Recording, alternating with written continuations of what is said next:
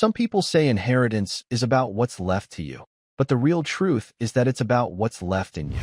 For Elara, sitting in the cab of her rust-pocked truck with every worldly possession she owned rattling in the bed behind her, what was left in her felt dangerously close to empty. The letter on the passenger seat, a formal, crinkly thing from a lawyer she'd never met, offered her the last remnant of a family she barely knew. A derelict cabin on a forgotten patch of land in the Appalachian hollows of North Carolina, all for the estate's settling price of $5. It wasn't a gift, it was a burden someone needed off their books. But for Elara, whose eviction notice was still taped to the door of the trailer she could no longer afford, that $5 burden looked a lot like the only lifeline she had left.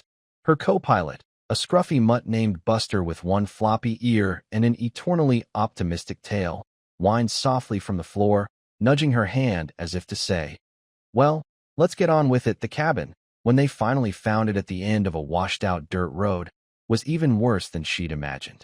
It slumped into the mountainside like an old man tired of standing, its porch grinning a toothless welcome with missing planks.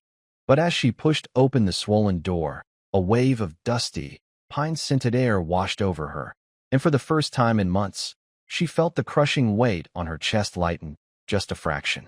It was hers. It was a wreck, but it was hers. While Elara swept away decades of leaves and grime, Buster, in his typical fashion, conducted his own thorough inspection. A frantic scratching from the small back bedroom drew her attention. He was digging furiously at a single, dark floorboard, his tail thumping a frantic rhythm against the wall. Prying it up with the tire iron from her truck, her heart thudding with a sliver of foolish hope for some forgotten treasure, she found it. Not a bag of gold, but a small, rusted metal box, heavy and silent with secrets.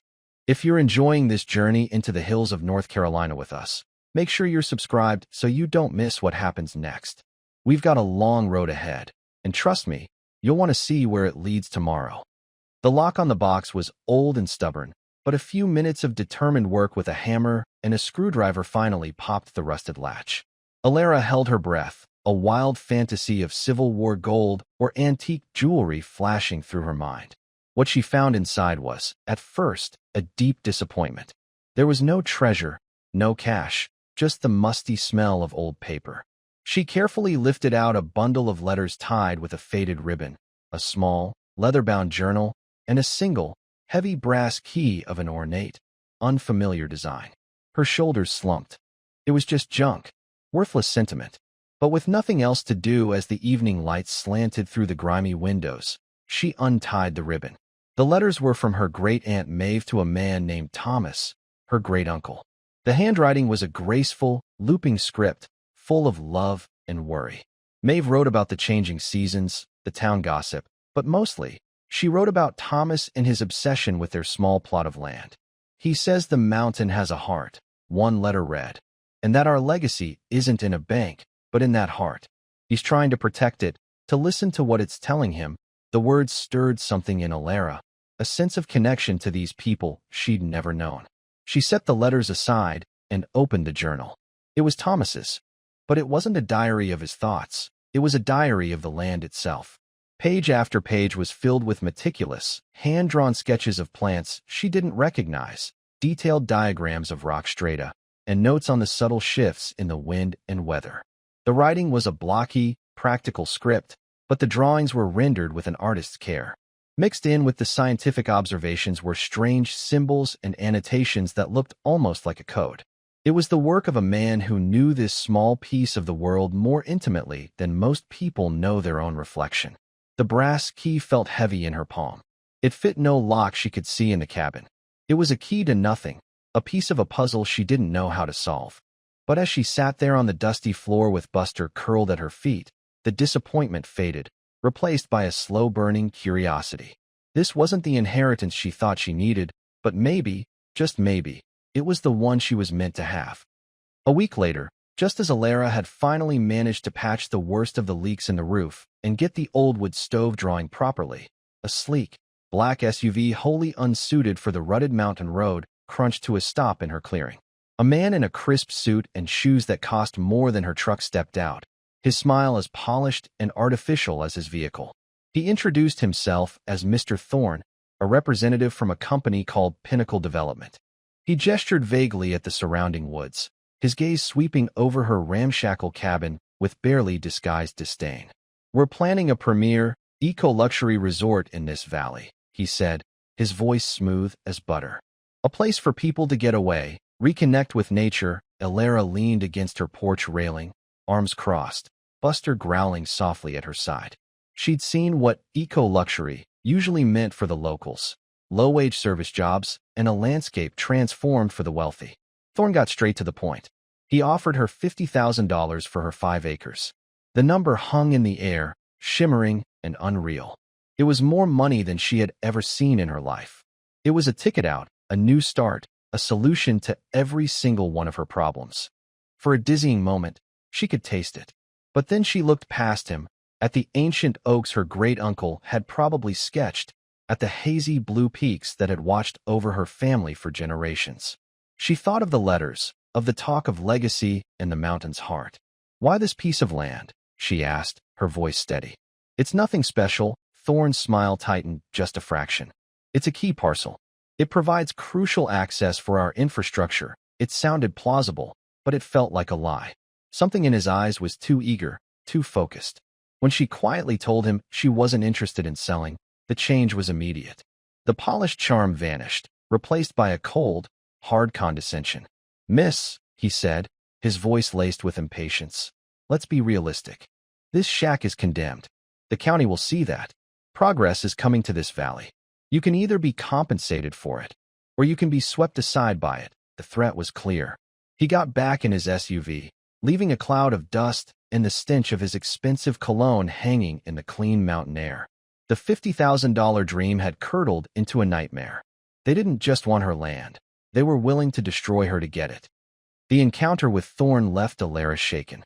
His veiled threats echoed in the quiet cabin, making her feel small and powerless. She knew she couldn't fight a company like Pinnacle Development alone. She needed help, or at least some answers. Her mind kept returning to the journal. The next morning, with the book wrapped carefully in a towel, she and Buster drove into the small town nestled in the valley below. Her destination was a cluttered, wonderful place that served as the town's general store, post office, and unofficial historical society, all run by one man, Silas Blackwood. Silas was as much a fixture of the mountains as the granite cliffs, a man with a mind like a library of local lore and a face creased with the kindness of a long, observant life. He was sorting through a box of dusty ledgers when Elara walked in, the bell above the door announcing her arrival. He looked up over his spectacles, a warm smile spreading across his face. "Elara, heard you were fixing up your Aunt Maeve's old place. Good to see some life up on that ridge again." Elara felt a warmth she hadn't realized she was missing. She placed the journal on the counter between them. "Silas, I found this in the cabin. I was hoping you might be able to make some sense of it." Silas wiped his hands on his apron and picked up the journal, his touch gentle, reverent. He opened it, and his eyebrows shot up. A low whistle escaped his lips. "Well, I'll be," he murmured, tracing a finger over one of the botanical sketches. "This is Thomas's hand, no doubt about it. Haven't seen his work in 40 years. He spent the next hour turning the pages, explaining things to Elara. "Thomas," he said, "wasn't just a farmer. He was a brilliant, self-taught naturalist. He knew every plant, every stone, every secret of that mountain. Folks thought he was a bit eccentric," Silas recalled, "always wandering the woods, taking his notes. But he understood things most people don't. He used to say this land wasn't for owning, it was for keeping. He was fiercely protective of it, especially after the mining companies tried to come through here back in the 60s. He fought them tooth and nail." Silas paused, looking at Elara with a new understanding. "This company, Pinnacle, they're not the first to come sniffing around here with big promises. And if Thomas filled this book, it's because he found something he thought was worth protecting. This isn't just a journal, Elara. It's his legacy. It's his argument for why this place matters." The general store became their headquarters. Over the next few days, Elara and Silas huddled over the journal, a pot of coffee perpetually brewing on the stove in the back. Silas brought his knowledge of local history and folklore, while Elara brought a fresh perspective and a growing determination. The book was a puzzle, and they were slowly finding the pieces. "Look here," Silas said, pointing to a drawing of a small, star-shaped white flower. "That's mountain anemone. Only grows in soil with a high pH, usually near limestone outcroppings." He then pointed to a geological diagram on another page showing a specific type of fault line. "And Thomas has noted that fault line runs right through the north end of your property. If you find the anemone, you find the outcropping." It became a treasure hunt. The journal wasn't a traditional map with an X marking the spot. It was a map of ecological relationships. It was a guide that required you to see the land not as a collection of acres, but as a living system. While they worked, the pressure from Pinnacle mounted. A survey crew appeared at the edge of her property line, driving stakes with bright orange ribbons into the ground. They didn't trespass, but their presence was a constant, intimidating reminder of the forces massing against her. Then came the official letters from Pinnacle's lawyers, full of dense legal jargon about easements and zoning variances, all designed to confuse and overwhelm her. Doubt began to creep back in. She was just one woman in a broken-down cabin against a wealthy corporation with a team of lawyers. What chance did she really have? One evening, feeling defeated, she confessed her fears to Silas. He just topped off her coffee cup. Thomas and Maeve faced down a coal company with deeper pockets and meaner lawyers than these resort folks, he said calmly. They didn't have much, but they had this book. They had the truth of the land on their side. And they had neighbors who wouldn't let them fight alone. "Don't you give up yet, girl. The mountain's heart doesn't beat for the highest bidder." His words were a balm, strengthening her resolve. The next morning, with the journal in hand and Buster bounding ahead, she set off to find the mountain anemone. Following the journal's cryptic directions, Elara pushed through dense thickets of rhododendron and scrambled over moss-covered boulders on the northern slope of her property. Buster, sensing the importance of their mission, stayed close, his nose twitching, reading the story of the forest floor. After nearly an hour, she saw it, a small patch of delicate, star-shaped white flowers, exactly as Thomas had drawn them, clustered at the base of a limestone cliff face almost completely hidden by overgrown ivy. Her heart leaped. Silas was right. This was the first marker. According to the journal, from this spot, she was to follow the line of the cliff until she found the weeping stone. She walked along the base of the rock wall, her hand tracing the cool, rough surface. And then she saw it. A section of the rock was darker than the rest, slick with moisture that dripped steadily, even though it hadn't rained in days. It was the weeping stone. Below it, a small pool of water had formed, impossibly clear. This was the hidden spring. Kneeling down, she cupped her hands and drank. The water was cold, crisp, and had a faint, clean mineral taste unlike any water she'd ever had. It felt alive. Buster lapped it up eagerly. Back in the cabin, she found the corresponding entry in the journal.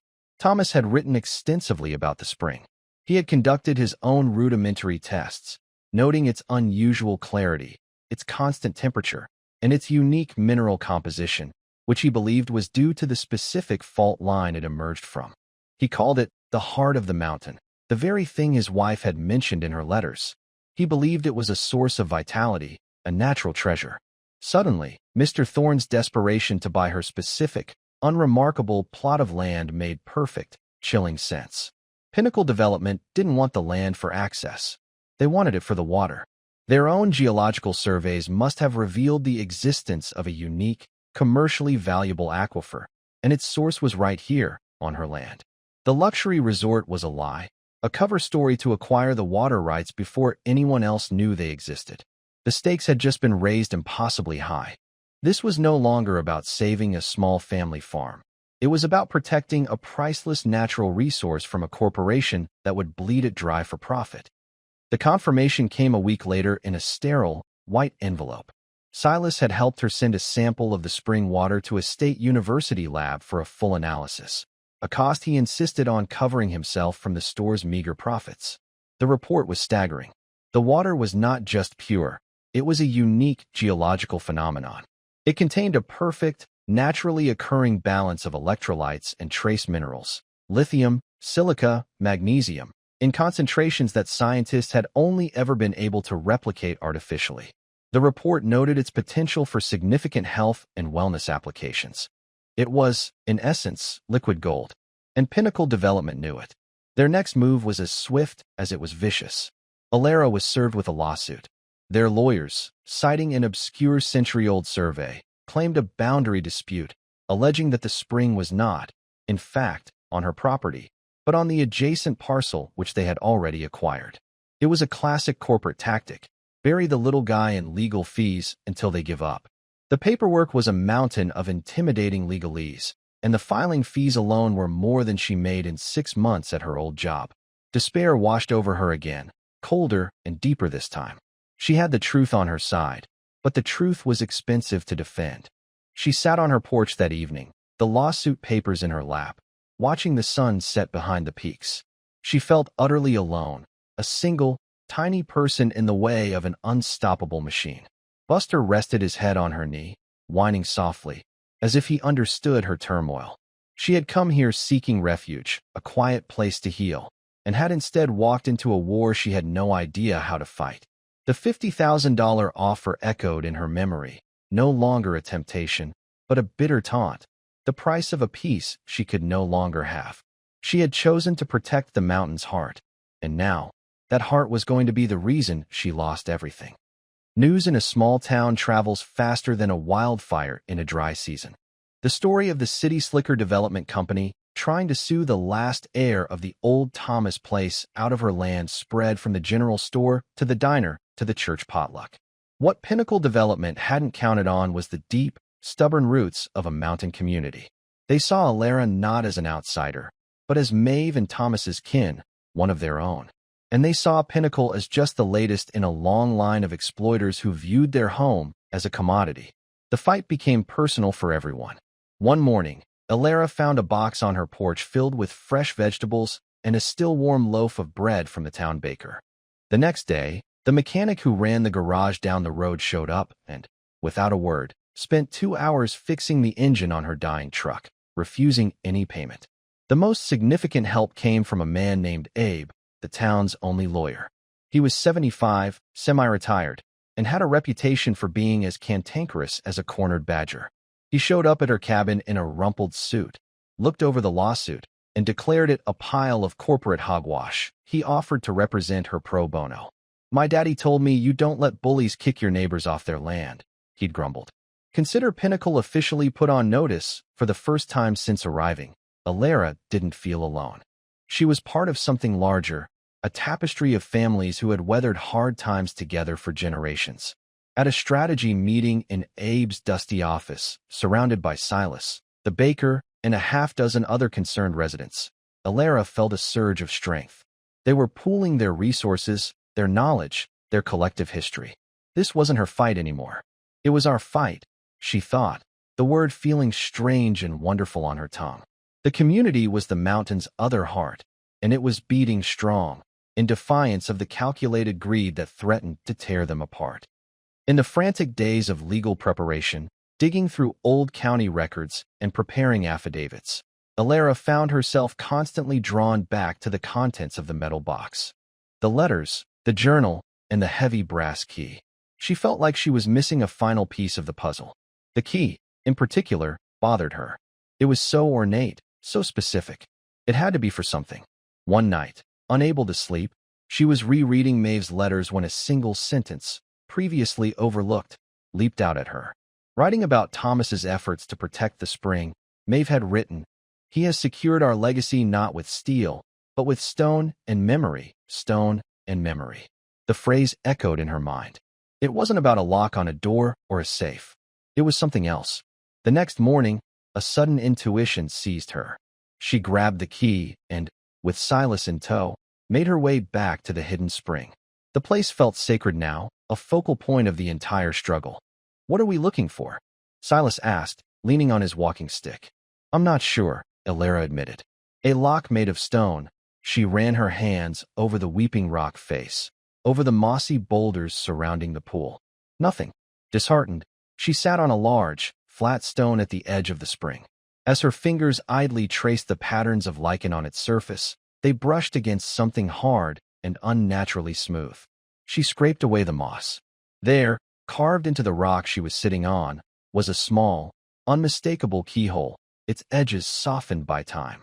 With trembling hands, She took out the heavy brass key. It slid into the stone lock as if it were made yesterday. She turned it. There was no click, no sound of tumblers falling into place. Instead, with a low grinding sound, the entire flat stone shifted, revealing a dark, hollowed-out cavity beneath it. Inside, protected by a waterproof oilcloth wrap, was a thick, cylindrical tube. Elara gently lifted it out. Inside was a roll of brittle, yellowed parchment. It was the original deed to her land, granted in 1882, with the property lines drawn by hand. And wrapped around it was a second document, a legally binding covenant, signed by her great-great-grandfather and filed with the state.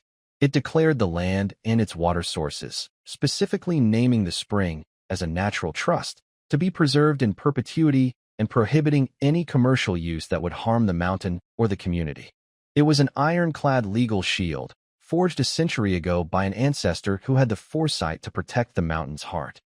The town hall meeting was packed, the air thick with anticipation. Mr. Thorne and his legal team sat at a table at the front, their expressions a mixture of arrogance and impatience. They clearly expected this to be a simple procedural hearing to validate their claim. They were wrong. When it was her turn to speak, Elara didn't address the zoning board. She addressed her neighbors. She spoke of her family, of Thomas's journal, and of the legacy that was about more than property lines.